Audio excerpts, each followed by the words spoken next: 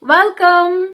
Today we are gonna be unlocking one of the English most confusing distinction. For clarity, let's begin with two sentences which have same story. And it's gonna sound something like, although it rained, we danced. It rained, however, we danced.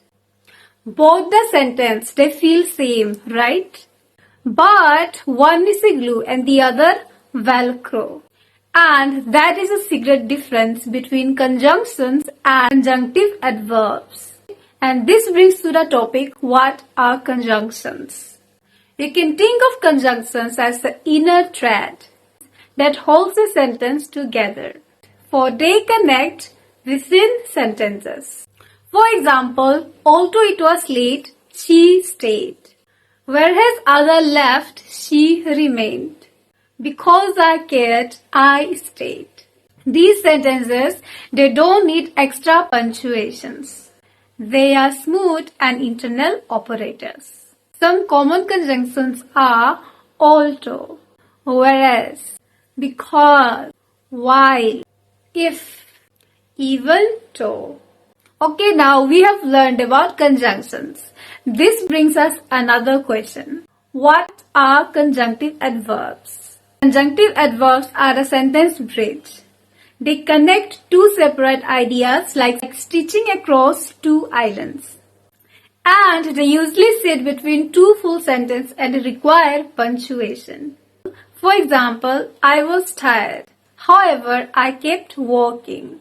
She didn't call. Nonetheless, I forgave her. He studied hard. Therefore, he passed. And here are the conjunctive adverbs which are pretty handy to use.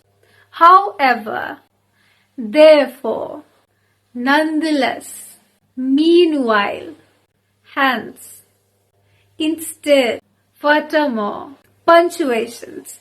Yes, it matters. And here is how.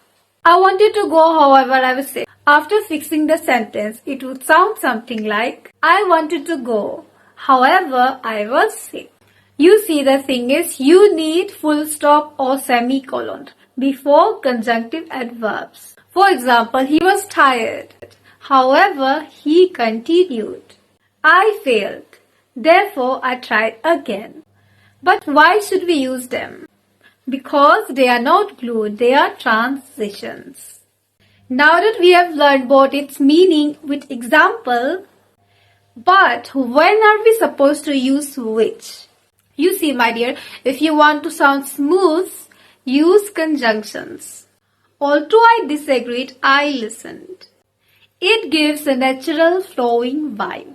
On the other hand, if you want to sound more formal or rather structured, try using conjunctive adverbs. I disagreed. Nonetheless, I listened.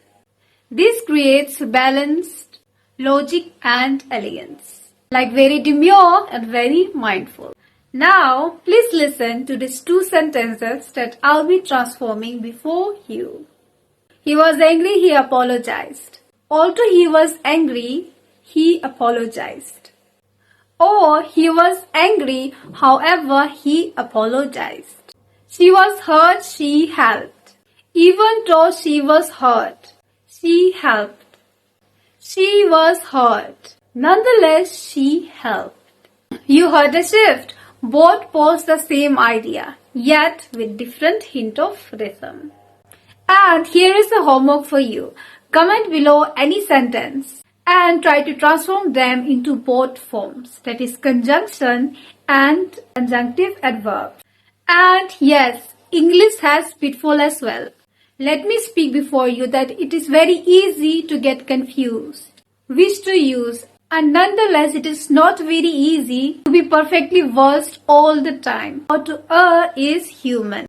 You see, I heard one popularized phrase that was once used by Alexander Pope in his 1709 poem, An Essay of Criticism, that it is very natural for people to make mistakes. However, now that we are on the topic, let's learn how to not use conjunctive adverbs. We cannot be using conjunctive adverbs like conjunctions. For example, I was late, however, I made it. I was late, however, I made it. Try not to use both at once. Although I was sick, however, I came. This is a grammar chaos. The tip is use only one or the other, except both. In English, we need both. We need the smooth trade of conjunction, as well as the sturdy bridge of conjunctive adverbs. The fluent speaker is not always about accuracy.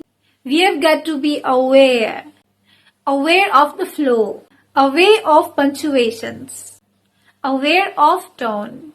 So next time you write or speak, pause. Then decide whether you need a glue or a bridge. Choose wisely, choose clearly, and as always, stay tuned for more.